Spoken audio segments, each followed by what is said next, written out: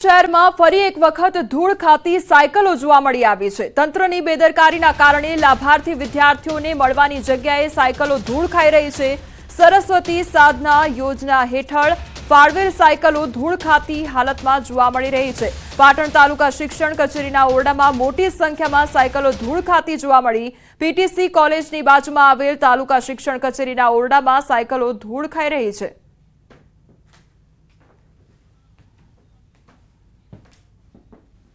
PTC college की बाजू में छेल्ला घणा समयथी सरस्वती साधना योजना हेठळ गरीब और मध्यम वर्गना लाभार्थीओं ने आपवानी सायकलों धूळ खाई रही है और भंगार थती नजरे पड़ी रही है। तो पाटणनुं वहीवटी तंत्र जागे और आवी सायकलों ज्यां ज्यां पड़ी है त्याथी एकत्र करी। आ तरफ सुरेन्द्रनगरनी जो बात करवामां आवे तो त्यां आगळ पण खेडूतो द्वारा विरोध करवामां आवी रह्यो छे। जे समस्याओनो सामनो सतत खेडूतो करी रह्या छे तेना कारणे 3 થી 4 गामना खेडूतो विरोध नोंधावी रह्या छे। वीज पोल नाखता पाकने मोटा पाये नुकसान थई रह्युं छे तो खानगी कंपनी खेडूतोने वळतर आपे तेवी मांग करी रह्या छे।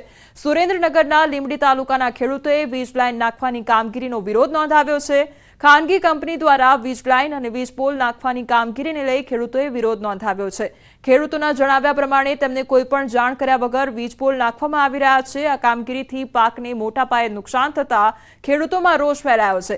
ત્યારે ખેડૂતોને પૂરતું વળતર ચૂકવવામાં આવે તેવી માંગ સાથે ઘનશ્યામપુર, જનશાળી, બળોલ સહિતના ગામોના ખેડૂતોએ વિરોધ પ્રદર્શન કર્યું છે।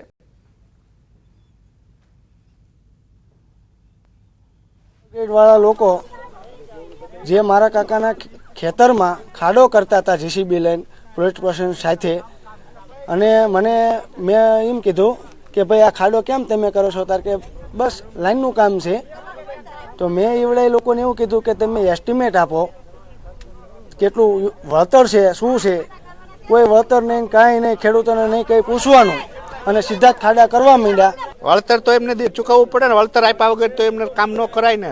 શું માંગ છે તમારી? અમને આનું વળતર આપે પૂરેપૂરું, અમારું નુકસાન હોય। લાલ ટામેટાએ ખેડૂતોને રાતા પાણીએ રોવડાવ્યા છે। ટામેટાના ભાવ તળિયે બેસી જતા ઢોરને ખવડાવ્યા હતા ટામેટા। તો કચ્છના નખત્રાણાના ખેડૂતો પરેશાન થયા છે। 2 થી 3 રૂપિયા કિલોના ભાવ બોલાતા નારાજ જોવા મળી રહ્યા છે। 100 રૂપિયે કિલો વેચાતા ટામેટાના ભાવ 2 રૂપિયા થઈ ગયા છે। હજારો રૂપિયાનો ખર્ચ પેટે પાટા બાંધી રાત દિવસ મહેનત છતાં જગતના તાતને લાલ ઘૂમ ટામેટાએ રાતા પાણીએ રોવડાવ્યા છે।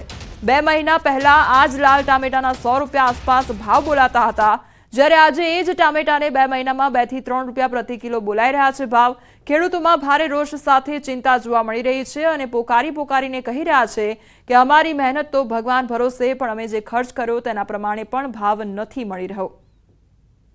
સુરતના સચિન સ્લમ બોર્ડ વિસ્તારમાં લૂંટ ચલાવનાર 3 શખ્સો ઝડપાયા છે। 3 માથાભારે શખ્સોએ તાજેતરમાં અલગ અલગ 2 લોકો પાસેથી ચપ્પુની અણીએ સોનાની ચેન અને મોબાઈલની લૂંટ ચલાવી હતી।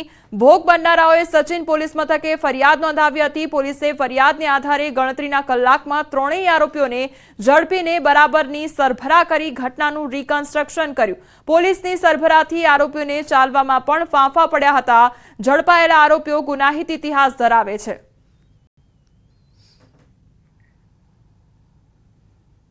તારીખ 28/1 ના રોજ જે એક અમારે ત્યાં લૂંટનો બનાવ બન્યો હતો, જે બાબતે ગઈકાલે આરોપીને અટક કરવામાં આવી છે અને ગુનાની જગ્યાનું રિકન્સ્ટ્રક્શન પણ કરવામાં આવ્યું છે અને એના પાછળના જે ગુનાહિત ઇતિહાસ છે એ જોતા ભવિષ્યમાં એના વિરુદ્ધ અટકાયતી પગલાં પણ લેવામાં આવશે।